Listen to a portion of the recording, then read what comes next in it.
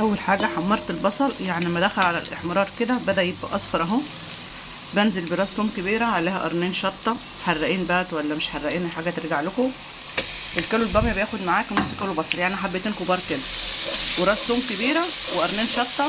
ولو ما عندكيش شطه ممكن تحط قرن فلفل مع التوم انت بتطحنيه كده في الطحان، او ممكن برضه تخلط الفلفل والشطه مع الطماطم.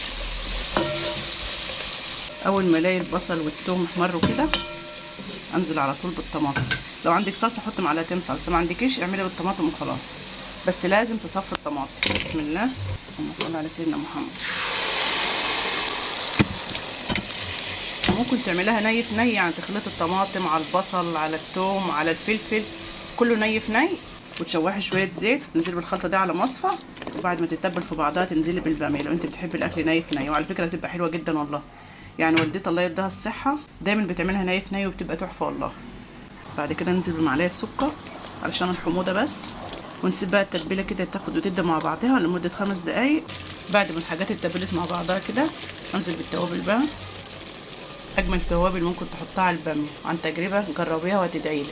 اول حاجه ودي الاساسيه، معلقه توابل لحمه او فراخ، معلقه فلفل اسمر صغيره، معلقه كمون صغيره، معلقه كزبره برضو صغيره، معلقه كاري صغيره. يعني الفلفل والكمون والكزبره والكاري معالق صغيره، اما بهارات اللحمه والفراخ معلقه كبيره، والملح طبعا. ننزل بالتوابل دي كلها كده على التتبيله. بسم الله، اللهم صل وسلم على سيدنا محمد. الافضل للباميه انك تطبخيها كده من غير ما تسلقيها، علشان تستفادي بالقيمات الغذائيه اللي فيها، لان السوائل اللي بتبقى فيها دي بتبقى مفيده جدا للصحه، وخصوصا للناس اللي عندها مشاكل في ركبتين. طبعا انا مقمعه الباميه وحطها في ميه بخل عشان بس لو عليها كيماويات ولا حاجه، وحطها في مصفى تتصفى. بسم الله. حتى برضو انت بتخزني الباميه خزناها خضر، او لو سلقتيها بس تغلي الميه بس كده وتحطها فيها، وبعد كده ايه تصفيها على طول عشان الباميه تفضل محتفظه بالسوائل اللي فيها. بالطريقه دي تمشي والطريقه دي تمشي، يعني خضره تمشي ميه مغليه وتحطها فيها بس لمده دقيقه وتصفيها على طول، برضو دي تمشي. ونصيحه صغيره يا حبايبي، وانتوا بتطبخي اي لحوم او اي خضار هدوا النار عليه علشان تاخدي نتيجه حلوه، وكمان القيمه الغذائيه تبقى فيها عاليه، لان النار القويه على اي اكل بتخلي القيمه الغذائيه تقل، وكمان ما بيديكيش طعم حلو قوي.